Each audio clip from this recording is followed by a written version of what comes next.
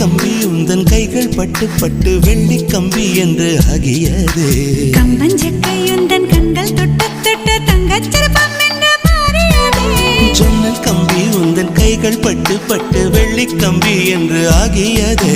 கம்பஞ்சக்கை உந்தன் கண்கள் தொட்டு தொட்டு தங்கச்சிற்பம் என்று மாறியது.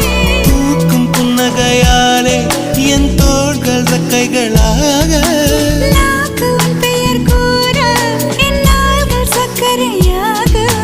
தலை கீழ் தடுமாற்றம் தந்தாய் என்னில் என் கால்வெண்ணில். நான் பறிந்து வைத்து சூரியன் ஒளிருகின்றது.